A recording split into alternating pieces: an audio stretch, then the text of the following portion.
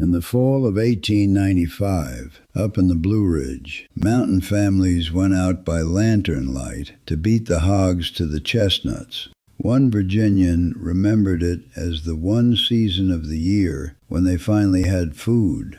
The wind knocked the nuts down overnight, and his parents sent the children into the dark with sacks before the livestock got there.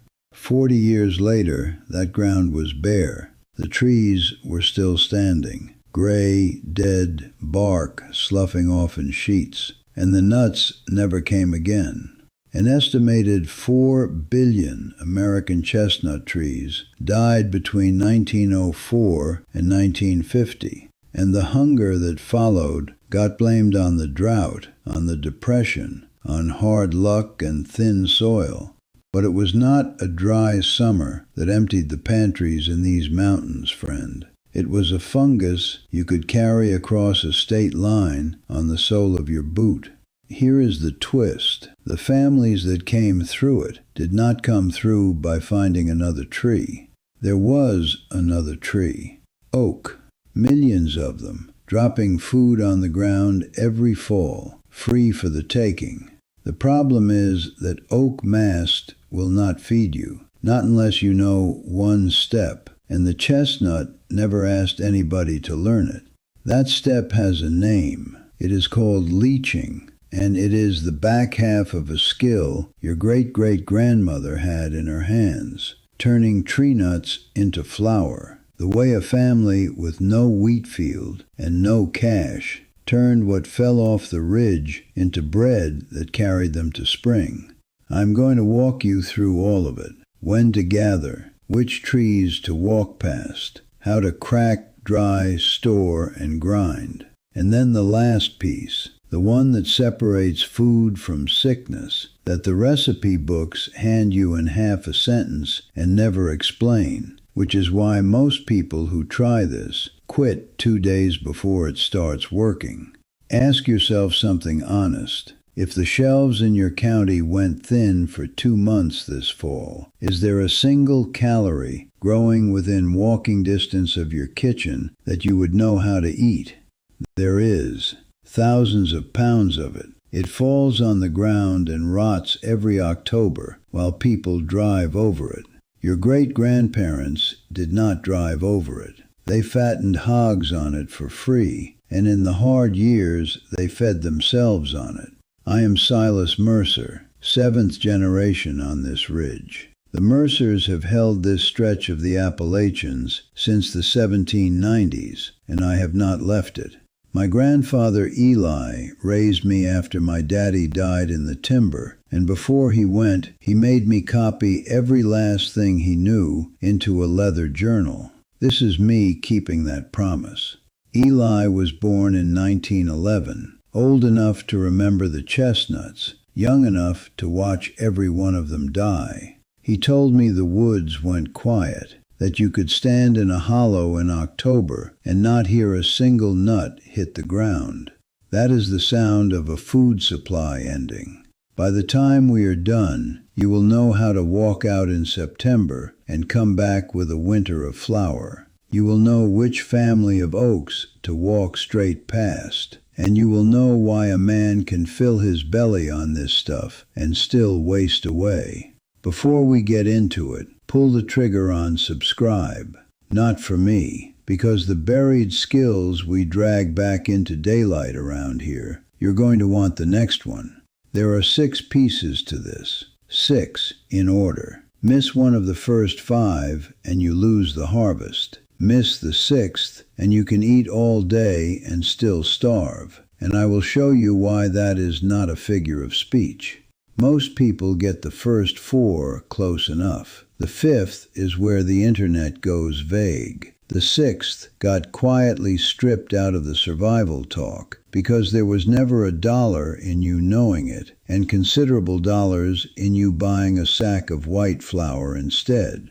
So the real question is not what we forgot, neighbor. It is who was standing there with a bag open when we forgot it. Piece 1. When? This starts before you touch a nut. It starts with a calendar and a tree you have watched since July. Here is what the chestnut did that no tree in these mountains does now. A mature American chestnut dropped between 1.5 and 3 bushels a year, up to 6,000 nuts, every single year. Not most years, every year. That reliability is the entire reason the mountains ran on it. Oaks do not work that way. The Forest Service ran a 12-year acorn study in the southern Appalachians and found white oaks throw a bumper crop about 1 year in 4, red oaks 1 year in 5. So the tree that replaced the chestnut feeds you hard some years and hands you nothing in others.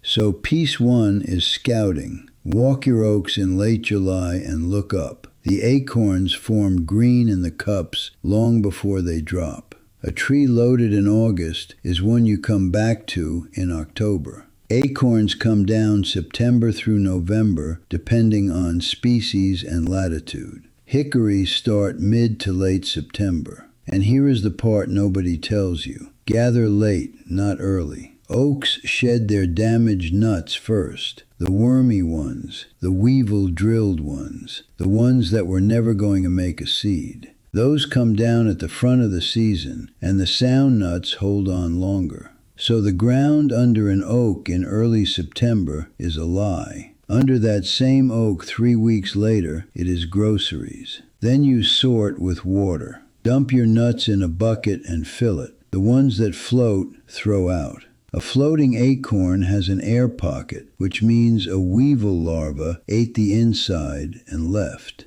The sinkers are solid meat. That is the float test, and it cuts your sorting by 90%. One caveat, run it on fresh nuts, because after a few weeks of drying, good nuts start floating too. And here is where 1904 comes from. A forester named Herman Merkel found dying chestnuts in the Bronx Zoo, and within 2 years he reckoned 98% of the chestnuts in that borough were infected. The fungus had ridden in on imported Asian nursery stock, sold to people who wanted a fashionable tree in the yard. Then it moved about 24 miles a year. Pennsylvania tried to stop it. In 1911, the state put $275,000 behind a commission to clear a barrier strip west of the Susquehanna. By the time the crews swung an axe, the blight was already past them. So the foresters changed their advice.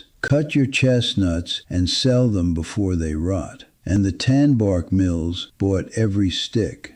Nobody outlawed anything, neighbor. There was just never a dollar in teaching you what to eat once the tree was gone. Your this week is a walk. Find 3 oaks and 1 hickory near your house and put your eyes on the crowns. That is piece 1. Now, piece 2 decides whether this takes 4 days or 4 weeks. 2 acorns off 2 different trees can mean completely different amounts of work. And most people pick the wrong one, because the wrong one is prettier. Piece 2. Which nut? Oaks split into 2 families, and the difference between them is a weekend versus a month. The white oak group. White oak, bur oak, chestnut oak, swamp white oak. Low tannin, sweeter, far less work. The red and black oak group. Red, black, pin, scarlet, loaded. Bitter as a green persimmon and 3 or 4 times the labor. Here is the tell out in the woods that cost you nothing. Look at the leaves. White oak family leaves have rounded lobes, soft edges, no points. Red oak family leaves have pointed lobes with a little bristle tip on every point.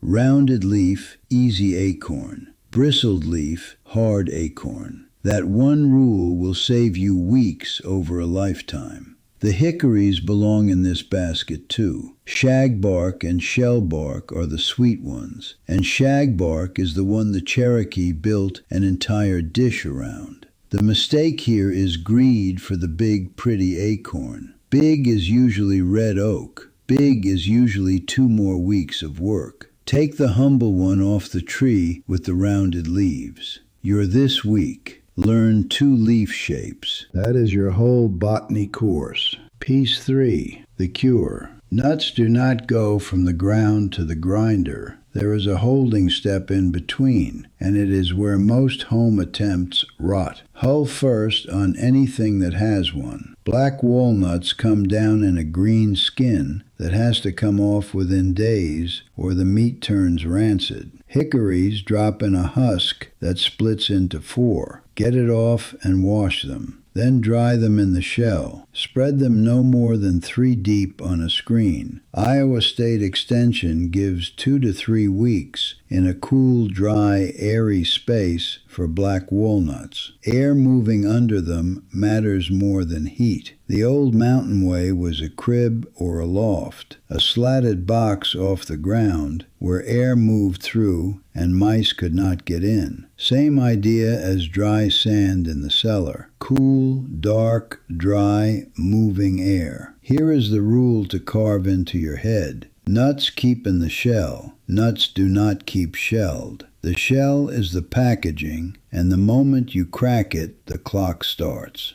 A whole hickory nut in a cool loft holds most of a year. Shelled meats on your counter will be rancid in a month because a dried hickory nut runs about 64% fat, and fat goes off. And this is why your grandmother kept the sack near the stove. Heat kills weevils. The Cherokee seasoned hickory nuts near the fire for a month, which hardened the shells for cracking and killed anything living inside. A modern oven on its lowest setting does the same work in an afternoon. Skip it, and you will open your crib in January and find nut dust and 100 fat little grubs. You're this week. Find the cool, dry corner with air moving in it. Every homestead in America had one. Yours does too. Piece 4. The crack and the grind. You do not smash a nut, you crack it. The old way was a cracking stone, a flat rock with a shallow groove pecked into it to hold the nut still, and a handstone to strike with. The groove is the whole invention. One clean tap on the seam, and the shell opens in halves. Acorns are easy. Pinch them with pliers or roll them under a bottle and the shell splits. But there is a second skin underneath, a thin, papery wrapper that holds more bitterness than the meat does. Get it off. Rub the nut meats between your palms and winnow the bits away in a breeze, the way you would winnow chaff off grain. Then grind. Mortar and pestle, a hand mill, or a food processor. And here you make the one decision that changes everything downstream. Grind coarse, about the texture of cornmeal, not flour. Fine flour packs into a paste, and water cannot move through it. Coarse meal has surface area, and surface area is the only reason the next step works. You're this week. Crack 1 cupful by hand. You will learn more in 10 minutes with a rock and a nut than in an hour of reading. Piece 5. The water. Now we are at the part the chestnut never required, and the part that killed this skill in 1 generation. Picture a woman kneeling at a creek with a basket sunk in the current, coarse meal inside, cold water running through hour after hour, day after day. That is not decoration. That is a machine running one process, pulling tannin out of the meal and carrying it downstream. 2 ways to do it. Cold leaching. Put your coarse meal in a jar or a cloth bag. Cover it with cold water. Let it sit. Pour off the brown water. Refill. Over and over. White oak meal can come clean in 3 to 5 days. Red and black oak can run a week to 10. If you have a cold creek, sink the bag in the current and let the mountain do the pouring. Cold is slower, but it leaves the starch alone. And starch is what makes the meal hold together into something you can bake. Hot leaching. Pour boiling water over the meal. Let it steep. Strain it through cloth. Repeat. Tannin dissolves 3 to 4 times faster hot, and some traditions ran 7 to 10 changes over 6 to 8 hours. But heat cooks the starch, and cooked starch comes out crumbly. It will not bind. Fine for porridge, poor for bread.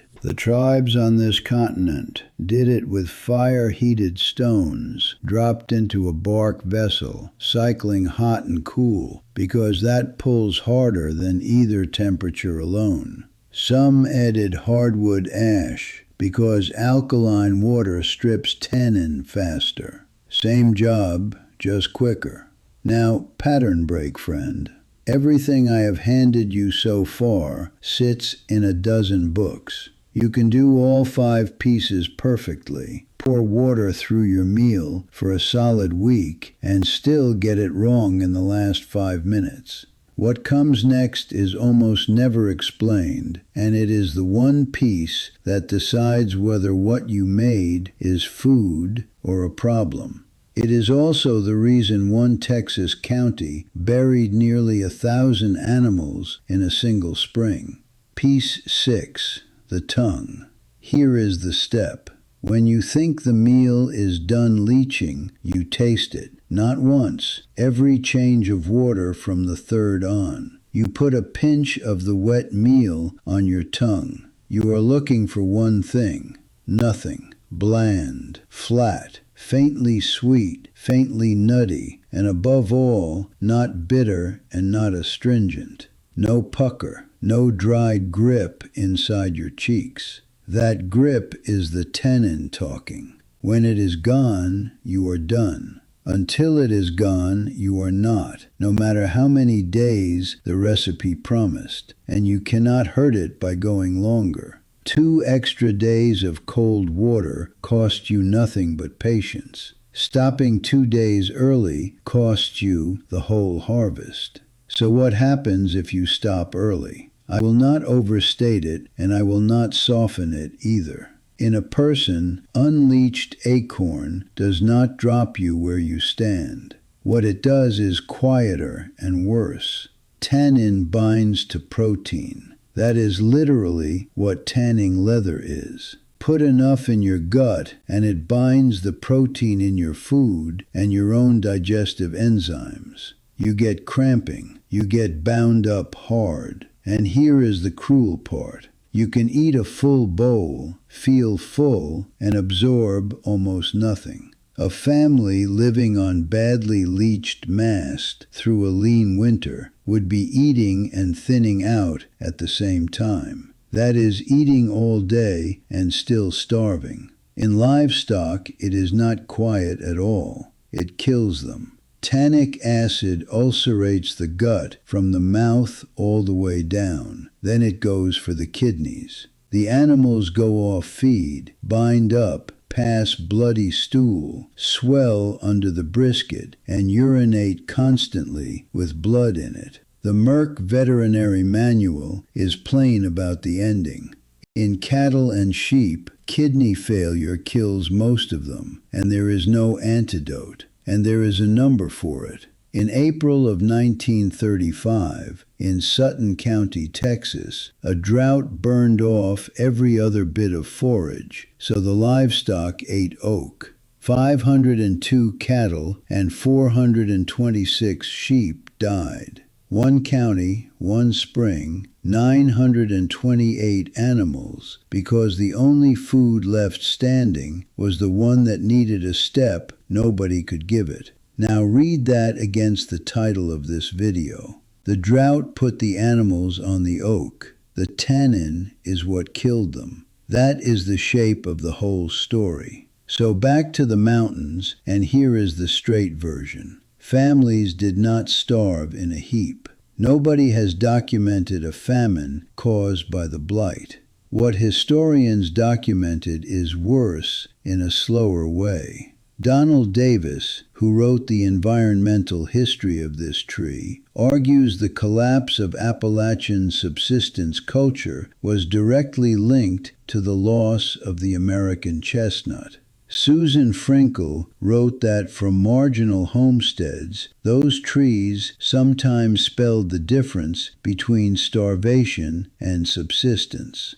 The chestnut never missed a year. It fed the people. It fattened the hogs loose in the open woods for free. And it fed the deer and turkey and squirrel the family shot. And it was money. Records suggest about 2 million pounds were marketed out of Virginia alone by 1914. A man named Max Thomas put it plain. Chestnuts were used as money at the stores. Then in 30 years, all of it turned to gray standing timber. The hogs lost their free fall feed and had to be penned and fed corn a family now had to grow. The nut money stopped. 21 tannin extract plants cut every dying chestnut they could reach, then shut their doors, and all of it landed on top of the Great Depression. What replaced it was oak, a tree that pays 1 year and 4 and charges a week of leaching for every meal. The families who still had that skill in their hands moved to acorn and hickory and kept eating. The ones who had let it lapse, because why would you leach when the chestnuts came free every October, are a good part of who left these mountains in the 20s and 30s. Not a famine, a buffer gone, and a replacement that demanded a skill nobody had needed. The roller mills had come in by then. White flour was cheap and shelf-stable and shipped by rail into every crossroads store in the country. The store solved your problem and priced you out of ever needing to solve it yourself. And now the part I did not expect to be able to tell you. The chestnut is not entirely dead. The fungus girdles the trunk, but it never took the root color. So 100 years on, millions of chestnut root systems are still alive under these mountains, throwing up sprouts. They reach 15 feet, get reinfected, die back, and do it again. A century of that, waiting. And in February of this year, researchers with the American Chestnut Foundation and Virginia Tech published in the journal Science that trees bred at 70 to 85% American ancestry can carry real resistance. Their science director expects the next generation to hold twice the resistance of the current one, with seed for restoration inside a decade. That is not a tree in the ground yet, friend. Do not let anybody sell you that. But it is the first honest daylight in 120 years. So here is your skill, whole and yours. Watch your crowns in August. Gather the back half of the season. Float them, throw out the swimmers. Take the rounded leaf, not the bristled one. Dry it in the shell. Crack, skin, grind coarse. Then water, then the tongue, until the pucker is gone and 1 day past. That is the whole method, off a tree nobody planted, nobody watered, and nobody ever billed anybody for. You do not have to do all of it this fall. Do one thing this Saturday. Find a white oak and fill 1 coffee can. Float them, crack a cup, grind it coarse, and put it in a jar of cold water. Change the water every morning for a week. Taste it on the 7th day. When the bitterness is gone, stir 2 spoonfuls into your pancake batter. That is your entry ticket, your first bread off a tree that belongs to nobody. Tell me down below, did your people gather? Did your grandparents keep a nut crib or a sandbox in the cellar? Different hollers did this different ways, and the story that gets the most comments is the one I go deep on next. Your great-great-grandparents fed a family off the ground under a tree. Now you can too. Do not let it die on your watch. If you want the next skill we dig back up, hit subscribe and stay on this ridge with me. Next time, the pounded hickory soup the Cherokee kept for 1,000 years, shell and all, rolled into a ball that keeps in a jar all winter, and how close it came to dying with the last woman who knew it. Keep the old ways they kept.